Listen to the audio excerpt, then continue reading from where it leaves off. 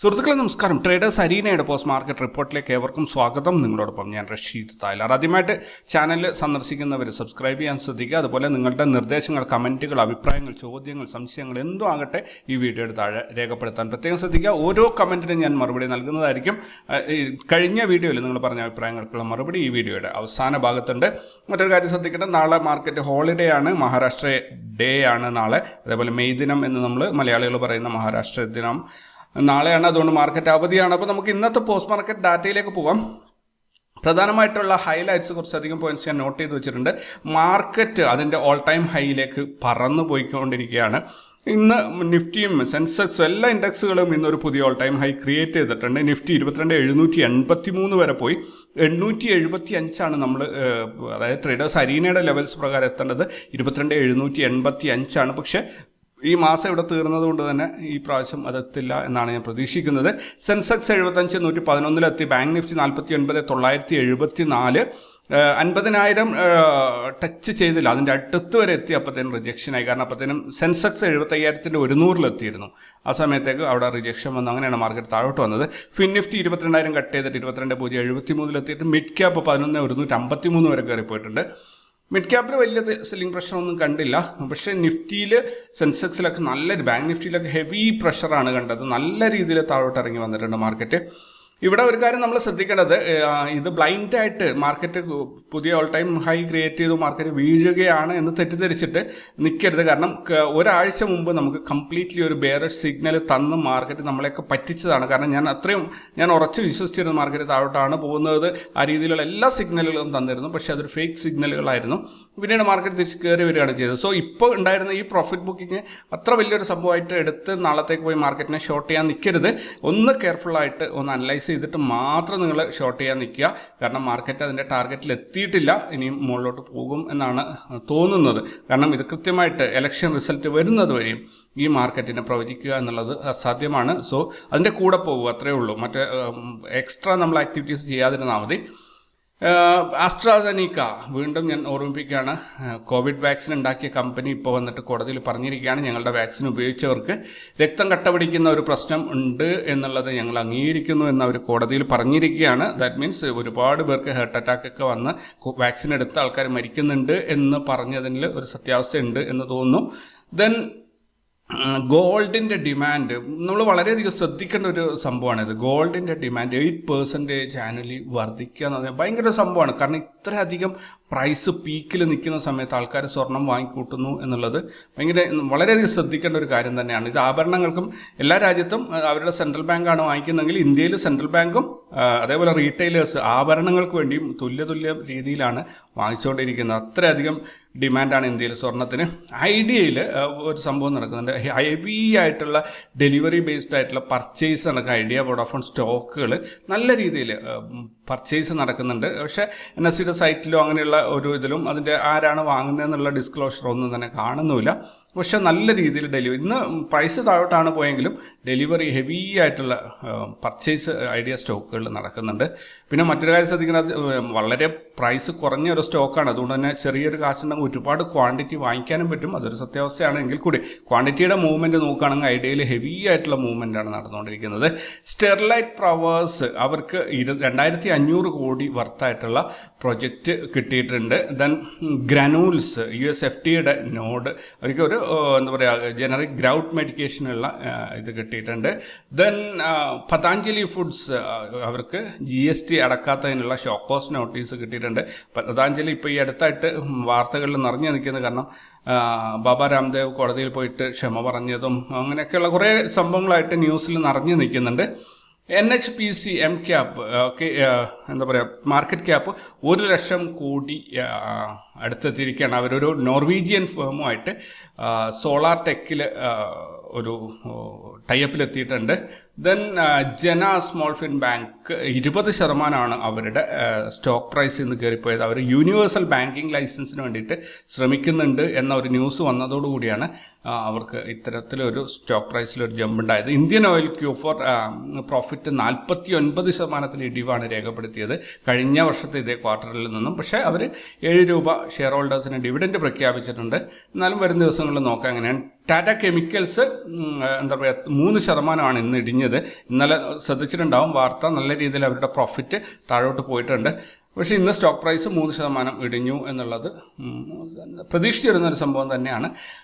ട്രെൻഡിൻ്റെ stock 3% ഇന്ന് കയറിപ്പോയത്. അവരുടെ സൂപ്പറായിട്ടുള്ള റിസൾട്ടാണ്, Q4 റിസൾട്ട് സൂപ്പറായിരുന്നു. അതുപ്രകാരം അവരുടെ സ്റ്റോക്ക് ഇന്ന് 3% കയറിപ്പോയിട്ടുണ്ട്. എമാൻഡം 4% ഇന്ന് കയറിപ്പോയിട്ട് ഒരു പുതിയ ഓൾ ടൈം ഹൈ ക്രിയേറ്റ് ചെയ്തിട്ടുണ്ട്. അവരൊരു 7.5 ലക്ഷം രൂപയ്ക്ക് ഒരു XUV ഒരു കോമ്പിനേഷൻ ആയിട്ടുള്ള ഒരു വണ്ടി മാർക്കറ്റിൽ ലോഞ്ച് ചെയ്തിട്ടുണ്ട്. എനിക്ക് തോന്നുന്നു നല്ല ഒരു എല്ലാവർക്കും ഇഷ്ടപ്പെടുന്ന ഒരു വണ്ടിയാണെന്ന് തോന്നുന്നു. അതുകൊണ്ടാണ് സ്റ്റോക്ക് പ്രൈസ് 4% ഇന്ന് കയറിപ്പോയത്. KEC ഇന്റർനാഷണൽ ഷെയർ പ്രൈസ് 3% ഇന്ന് കയറിപ്പോയിട്ടുണ്ട്. അതായത് 1030, ഇന്ന് രാവിലത്തെ പ്രീ മാർക്കറ്റ് റിപ്പോർട്ട് ശ്രദ്ധിച്ചവർക്കറിയാം 1036 കോടി രൂപയുടെ ഓർഡേഴ്സ് അവർക്ക് കിട്ടിയിട്ടുണ്ട് എന്നൊരു ന്യൂസ് ഞാനിവിടെ വായിച്ചിട്ടുണ്ടായിരുന്നു. അപ്പോൾ അത് പ്രകാരം ഇന്ന് അവരുടെ സ്റ്റോക്ക് പ്രൈസ് നന്നായി കയറിപ്പോയിട്ടുണ്ട്. രാവിലെ വായിച്ച വാർത്തകളുടെ ഒരു ഔട്ട്കമാണ് രണ്ടാമത് വൈകുന്നേരത്തിൽ കൂടുതലും കാണാറില്ല. എന്നാലും ഫ്രഷ് ന്യൂസ് മാക്സിമം കളക്ട് ചെയ്യുന്നുണ്ട്. എങ്കിലും കൂടി കുറേ സംഭവങ്ങൾ രാവിലത്തെ ഫോളോ അപ്പ് ആയിട്ട് തന്നെയാണ് ഉണ്ടാവാറുള്ളത്. അതുപോലെ ഇന്ന് വായിച്ചതിൻ്റെ ഫോളോ അപ്പ് നാളെ ഉണ്ടാവും. മണപ്പുറം ഫിനാൻസിന് എന്താ പറയുക, ഇന്ന് 2% അവരുടെ സ്റ്റോക്ക് കയറിപ്പോയി. അവരുടെ ഒരു അവർക്കൊരു കമ്പനി ഉണ്ട്, ആശീർവാദ് മൈക്രോ ഫിനാൻസ് എന്ന് പറഞ്ഞിട്ട്. അവർക്ക് IPOന് വേണ്ടിയിട്ടുള്ള അപ്രൂവൽ സെബിയിൽ നിന്ന് കിട്ടിയിട്ടുണ്ട്. അത് ന്യൂസ് പുറത്തു വന്നതോടുകൂടി മണപ്പുറം ഫിനാൻസ് നല്ല രീതിയിൽ കയറിപ്പോയി. ദെൻ ഇന്ത്യയുടെ ഗ്രോത്ത്, ഓരോരോ സെക്ടറൽ ഗ്രോത്ത് 5.2% വർദ്ധിച്ചിട്ടുണ്ട്. കഴിഞ്ഞ വർഷത്തിൽ ഇതേ ക്വാർട്ടറിൽ അത് 4.2% ആയിരുന്നു. ഈ വർഷം അത് മാർച്ച് 24 അവസാനിച്ച ക്വാർട്ടറിൽ 5.2% വർദ്ധിച്ചിട്ടുണ്ട്. അതായത് മൊത്തമുള്ള സെക്ടറുകൾ coal, crude oil, steel, cement, electricity, fertiliser, അങ്ങനെ 8 സെക്ടറുകളുടെ ഒരു ശരാശരി മൂവ്മെൻ്റാണ് ഈ പറയുന്നത്. സ്വാഭാവികമായിട്ടും നല്ലൊരു പോസിറ്റീവായിട്ടുള്ള ന്യൂസാണത്. ഇന്ത്യൻ ഓയിലിൻ്റെ Q4 പ്രോഫിറ്റ് ഞാൻ ഓൾറെഡി വായിച്ചതാണ്. 49% ഒരു ഫോളാണ് അതിൽ വന്നിട്ടുള്ളത്. ഹാവൽസിൻ്റെ എന്താ പറയുക റവന്യൂ 5400, ഇതിലകത്ത് പ്രോഫിറ്റ് അല്ല കൊടുത്തിട്ട് ഞാൻ ഒരുപാട് സ്ഥലങ്ങളിൽ ഇത് ഇതിൻ്റെ നെറ്റ് പ്രോഫിറ്റ് കിട്ടാൻ വേണ്ടി കിട്ടിയില്ല. അവിടെയൊക്കെ അവർ റവന്യൂ വർദ്ധിച്ചിട്ടുണ്ട്, അങ്ങനെയൊക്കെയാണ് കൊടുത്തിരിക്കുന്നത്. അപ്പോൾ കൃത്യമായിട്ട് ഹാവൽസിൻ്റെ റിസൾട്ട് കിട്ടിക്കഴിഞ്ഞിട്ട് ഞാനിവിടെ വീണ്ടും ഷെയർ ചെയ്യുന്നതായിരിക്കും. അപ്പോൾ ഇന്നത്തേക്ക് ഇത്രയും വാർത്തകളാണ് ഞാൻ കളക്ട് ചെയ്തിട്ടുണ്ടായിരുന്നത്. നമുക്ക് ഗ്ലോബൽ മാർക്കറ്റ് ഒന്ന് നോക്കിയിട്ട് ഓടി വരാം. ഇന്നലെ ഡോ ജോൺസ് ഗ്രീനിലാണ് അവസാനിച്ചിരിക്കുന്നത്. S&P 500 ഗ്രീനിലാണ്, നെസ്ഡാക്ക് ഗ്രീനിലാണ് അവസാനിച്ചത്. യൂറോപ്യൻ മാർക്കറ്റ് നോക്കുകയാണെങ്കിൽ FTSE ഗ്രീനിലാണ്, ദെൻ CAC റെഡിലാണ്, DAX റെഡിലാണ്. ഇനി ഇന്ത്യൻ മാർക്കറ്റിലേക്ക് അല്ലെങ്കിൽ ഏഷ്യൻ മാർക്കറ്റ് നോക്കുകയാണെങ്കിൽ ഗിഫ്റ്റ് നിഫ്റ്റി ഇപ്പോൾ 22,569 ട്രേഡിംഗ് നടക്കുന്നത്. നിക്കി എന്താ പറയുക 38,405 470 പോയിന്റ് ഗ്രീനിലാണ്. അതായത് ഗിഫ്റ്റ് നിഫ്റ്റി 22,569 203 പോയിന്റ് ഗ്രീനിലാണ് കേട്ടോ. നിക്കി ആണെങ്കിൽ 470 പോയിന്റ് ഗ്രീനിലാണ്. ഹാങ്സങ് 16 പോയിന്റ് ഗ്രീനിലാണ്. ദെൻ നമുക്ക് ഇന്ത്യൻ മാർക്കറ്റിലേക്ക് വരികയാണെങ്കിൽ നിഫ്റ്റി ഇന്ന് 36 പോയിന്റിന്റെ ഗ്യാപ്പ് അപ്പ് ഓപ്പണിംഗ് ആയിരുന്നു. 215 പോയിന്റ്, അഥവാ 0.95% ഇൻട്രാഡേ മൂവ്മെന്റ് ആണ് നമുക്ക് കിട്ടിയത്. ഇന്ന് ഓപ്പണായ 22,680 നിന്ന് 74 പോയിന്റ് നഷ്ടത്തിൽ 22,605 മാർക്കറ്റ് ക്ലോസ് ചെയ്തിരിക്കുന്നത്. ഇവിടെ ഒരു കാര്യം പ്രത്യേകം ശ്രദ്ധിക്കണം, ഓൾ ടൈം ഹൈ ക്രിയേറ്റ് ചെയ്തതിന് ശേഷം പ്രോഫിറ്റ് ബുക്കിംഗ് വന്നിട്ട് മാർക്കറ്റ് ഓപ്പൺ ചെയ്തതിന്റെ താഴോട്ട് പോവുകയാണ് ചെയ്തിട്ടുള്ളത്. കഴിഞ്ഞ 5 ദിവസത്തെ ക്ലോസിംഗ് ആയി കമ്പയർ ചെയ്യുമ്പോൾ ഇന്നത്തെ ക്ലോസിംഗ് ഒരു ന്യൂട്രൽ അല്ലെങ്കിൽ ബെയറിഷ് മൂവ്മെന്റ് ആണ് സൂചിപ്പിക്കുന്നത്. നിഫ്റ്റി 50-ലുള്ള 50 സ്റ്റോക്കുകളിൽ 18 ലാഭത്തിൽ അവസാനിച്ചപ്പോൾ 32 ഇന്ന് നഷ്ടത്തിലാണ് അവസാനിച്ചത്. M and M, Power Grid, Hero Motor Corporation, Bajaj Auto ഇത്രയും സ്റ്റോക്കുകൾ നിഫ്റ്റിയെ മുകളിലോട്ട് വലിച്ചു കയറ്റിയപ്പോൾ Tech Mahindra, Tata Steel, doctor Reddy, Sun Pharma ഇത്രയും സ്റ്റോക്കുകൾ നിഫ്റ്റിയെ വലിച്ച് താഴെ കൊണ്ടിടുകയും ചെയ്തിട്ടുണ്ട്. കഴിഞ്ഞ 5 ട്രേഡിംഗ് ഡേയ്സിലുള്ള നിഫ്റ്റിയുടെ പെർഫോമൻസ് നോക്കുകയാണെങ്കിൽ 268 പോയിന്റിന്റെ ഗ്രോത്താണ് നിഫ്റ്റിയിൽ വന്നിരിക്കുന്നത്. ഈ ഏപ്രിൽ മാസത്തിൽ 150 പോയിന്റ്, അഥവാ 0.67% ഒരു ഗെയിനാണ് നിഫ്റ്റിയിൽ കിട്ടിയിരിക്കുന്നത്. ഇന്ത്യ വിക്സ് ഇന്ന് 5.15% വർദ്ധിച്ചിട്ട് 12.87 അവസാനിച്ചിരിക്കുന്നത്. നിഫ്റ്റിയിൽ ഇന്ന് നോർമൽ CPR ആണ്, പക്ഷേ പ്രൈസ് ആക്ഷൻ CPR-നെ ക്രോസ് ചെയ്തിട്ടില്ല. വിർജിൻ CPR ആണ് എന്നുള്ളത്. സോ അടുത്ത ട്രേഡിംഗ് ഡേയ്സിലേക്ക് അതൊരു പ്രതീക്ഷയ്ക്ക് വകുപ്പ് നൽകുന്ന സംഭവമാണ്. ഇനി മറ്റുള്ള ഇൻഡെക്സുകൾ നോക്കുകയാണെങ്കിൽ ബാങ്ക് നിഫ്റ്റി 49,447 ഓപ്പൺ ആയിട്ട് 80 പോയിന്റ് നഷ്ടത്തിൽ 49,397 ക്ലോസ് ചെയ്തു. ഫിൻ നിഫ്റ്റി 21,828 ഓപ്പൺ ആയിട്ട് 13 പോയിന്റ് ലാഭത്തിൽ 21,841 ക്ലോസ് ചെയ്തു. സെൻസെക്സ് 74,801 ഓപ്പൺ ആയി 318 പോയിന്റ് നഷ്ടത്തിൽ 74,483 ക്ലോസ് ചെയ്തു. മിഡ് ക്യാപ്പ് 11,079 ഓപ്പൺ ആയിട്ട് 18 പോയിന്റ് നഷ്ടത്തിൽ 11,060 ക്ലോസ് ചെയ്തു. ചെയ്തു. ഇത്രയാണ് മറ്റ് ഇൻഡെക്സുകളുടെ കുറിച്ചുള്ള ഡാറ്റ. ക്രൂഡ് ഓയിലിൻ്റെ പ്രൈസ് $83.07 കുറയാണ് ചെയ്തിട്ടുള്ളത്. ഗോൾഡ് റേറ്റും കുറയാണ് ചെയ്തിട്ടുള്ളത്. $2313 ഇന്നത്തെ gold rate. USD INR exchange rate ചെറിയ രീതിയിൽ ഇന്നലെ മെച്ചപ്പെടുത്തിയിട്ടുണ്ട്. 83.44 ഒരു $1 ഇന്നത്തെ വിനിമയ നിരക്ക്. ഫോറിൻ ഇൻസ്റ്റിറ്റ്യൂഷൻസിൻ്റെയൊക്കെ ഇൻസ്റ്റിറ്റ്യൂഷണൽ ആക്ടിവിറ്റീസ് ഇതുവരെയും പുറത്തെത്തിയിട്ടില്ല. സോ നാളെ രാവിലത്തെ റിപ്പോർട്ടിൽ അത് ഇൻക്ലൂഡ് ചെയ്യാൻ ശ്രമിക്കാം.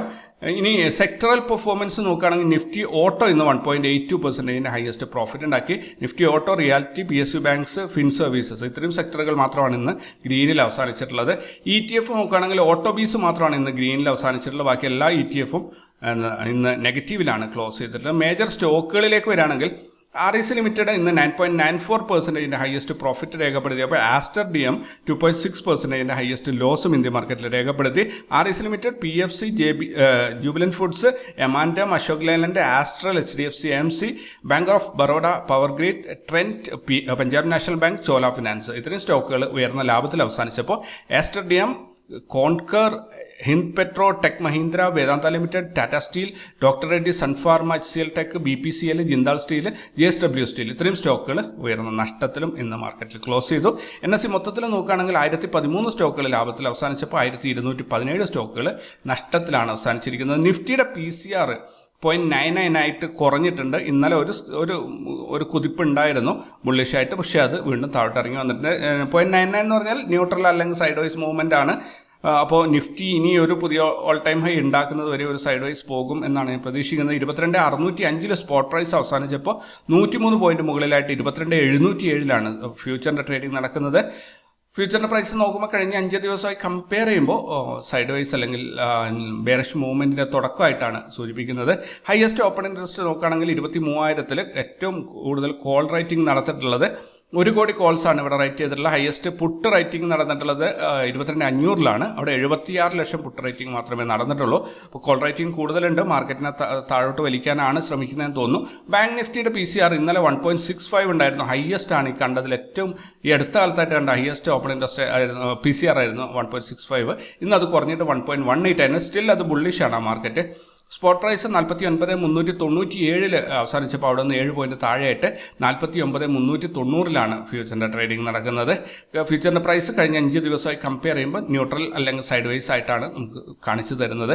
ഹയസ്റ്റ് ഓപ്പൺ ഇൻട്രസ്റ്റ് നോക്കുകയാണെങ്കിൽ 49,500 16 ലക്ഷം കോൾ റൈറ്റ് ചെയ്തിട്ടുണ്ട്. 49,000 11 ലക്ഷം മാത്രം പുട്ടും റൈറ്റ് ചെയ്തിട്ടുണ്ട്. എന്തായാലും കോളാണ് കൂടുതൽ റൈറ്റിംഗ് നടന്നിട്ടുള്ളത്.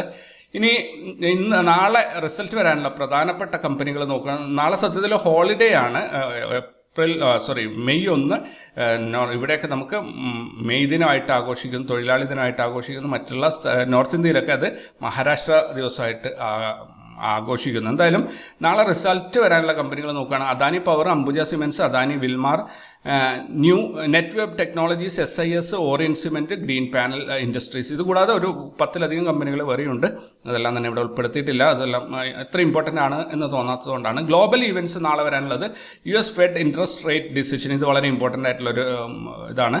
US JOLTS job openings, US ISM manufacturing PMI, Australia core logic dwelling price MOM month on month, USA API crude oil stock change, Australia judo bank manufacturing PMI, Australia AI group industry index. ഇത്രയും ഈവൻറ്റുകളാണ് നാളെ 1-ാം തീയതി അവധി ദിവസത്തിൽ വരാനുള്ളത്. ഇനി ഞങ്ങളുടെ trade നോക്കുകയാണെങ്കിൽ ഞങ്ങൾ ഇന്ന് 6 ലക്ഷം രൂപ ക്യാപിറ്റൽ ഉപയോഗിച്ചിട്ട് 19 ട്രേഡിൽ നിന്നും 1:2.53 എന്ന റിസ്ക് റിവാർഡ് റേഷ്യോയിൽ 3.53% പ്രോഫിറ്റാണ് എടുത്തത്. അതായത് 21,160 രൂപയുടെ പ്രോഫിറ്റ്. നിഫ്റ്റിയിൽ ഇന്ന് 2% പ്രോഫിറ്റ് വന്നിട്ടുണ്ട്. ബാങ്ക് നിഫ്റ്റിയിൽ 11.5% പ്രോഫിറ്റ് വന്നിട്ടുണ്ട്. ഫിൻ നിഫ്റ്റിയിൽ 9.4% പ്രോഫിറ്റ് ഉണ്ട്. മിഡ് ക്യാപ്പിൽ ഇന്ന് 900 റുപ്പീസിൻ്റെ, അതായത് ജസ്റ്റ് 1% ലോസാണ് ഉണ്ടായിരിക്കുന്നത്. സെൻസെക്സിൽ 2.79% ഒരു പ്രോഫിറ്റ് വന്നിട്ടുണ്ട്. സ്റ്റോക്ക് ഓപ്ഷൻസ് 3.8% ലോസാണ് ഇന്ന് ബുക്ക് ചെയ്തിട്ടുള്ളത്. മൊത്തത്തിൽ ഈ മാസം ഇപ്പോൾ മാസം അവസാന ദിവസമാണ് ഇന്ന്. അപ്പോൾ ഈ മാസം നോക്കുകയാണെങ്കിൽ ഞങ്ങൾ ഏപ്രിൽ മാസത്തിൽ 43.75% പ്രോഫിറ്റാണ് ബുക്ക് ചെയ്തിട്ടുള്ളത്.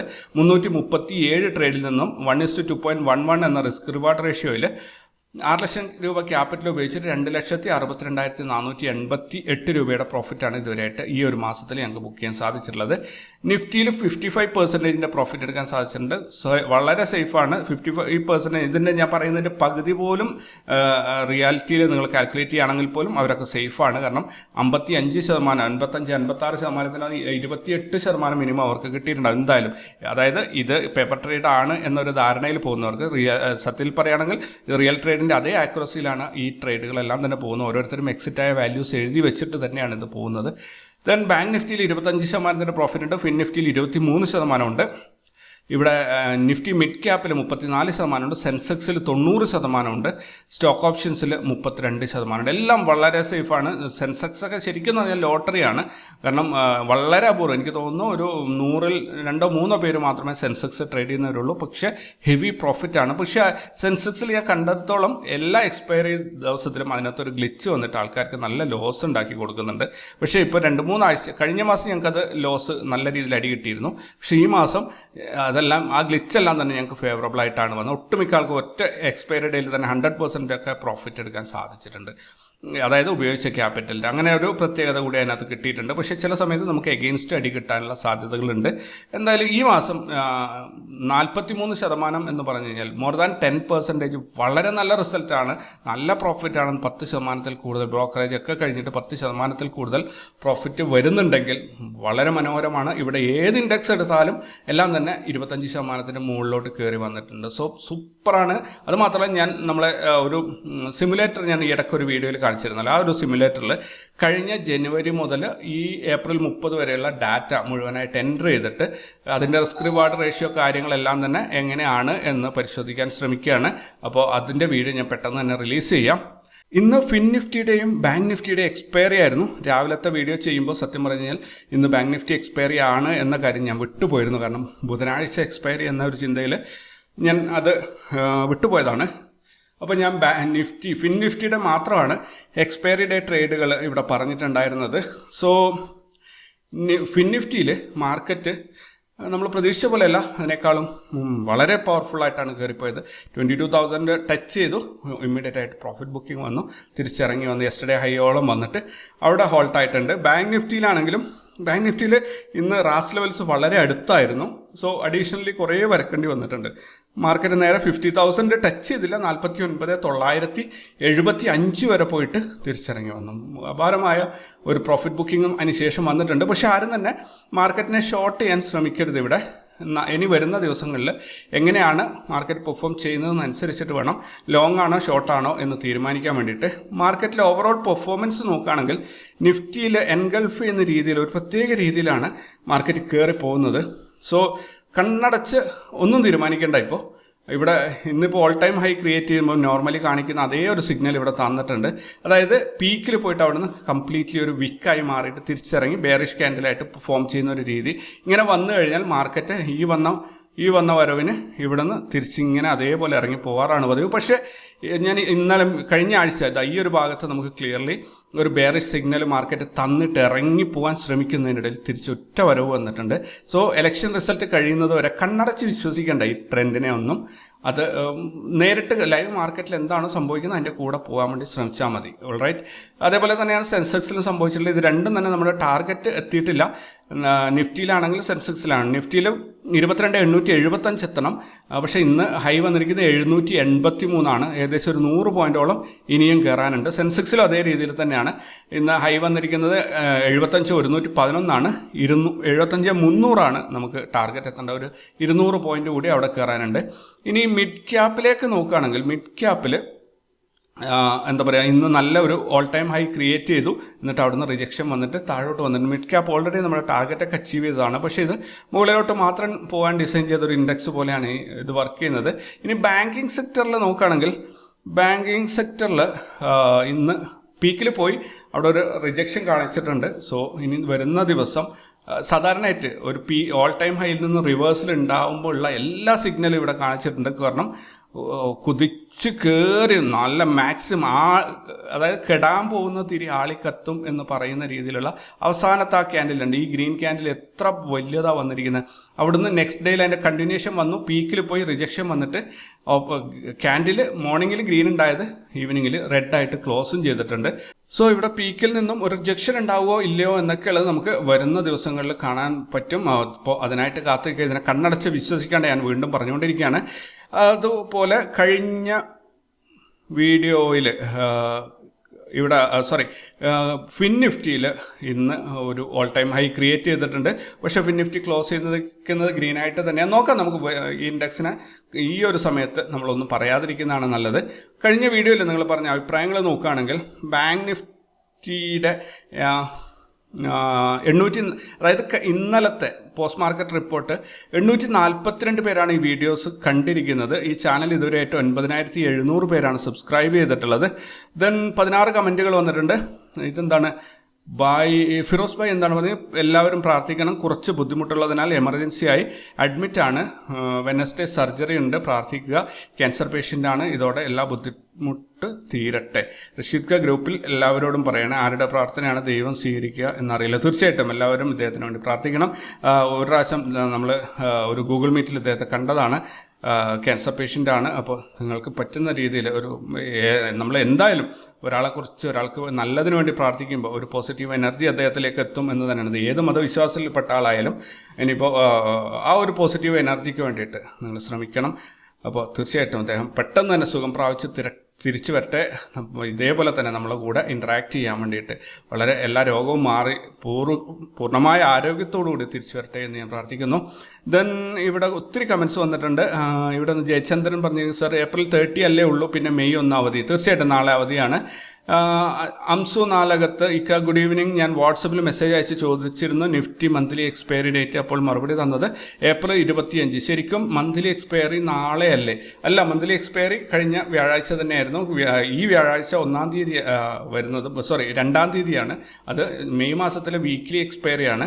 അതല്ലാതെ മന്ത്ലി ഏപ്രിൽ മാസത്തെ മന്ത്ലി എക്സ്പയറി 25-ാം തീയതി തന്നെ കഴിഞ്ഞു പോയിട്ടുണ്ട്. ഇന്ന് രാവിലത്തെ വീഡിയോയിൽ എത്ര പേരാണ് കണ്ടിരിക്കുന്നത്? 524 പേര് മാത്രമാണ് ഇത് കണ്ടിട്ടുള്ളത്. ദെൻ 8-9 കമൻസ് വന്നിട്ടുണ്ട്. എല്ലാവരും ഗുഡ് മോർണിംഗും ഗ്രീറ്റിംഗ്സ് ഒക്കെ പറഞ്ഞ എല്ലാവരോടും താങ്ക് യു പറയുകയാണ്. മെസ്സേജ് കമൻറ്റ് ചെയ്ത എല്ലാവർക്കും താങ്ക് യു വെരി മച്ച്. അപ്പോൾ കൂടുതൽ വാർത്തകളും വിശേഷങ്ങളും ഒക്കെ ആയിട്ട് നമുക്ക് നാളെ ഇല്ല, മറ്റന്നാൾ രാവിലെ കാണാം. All right, take care and by.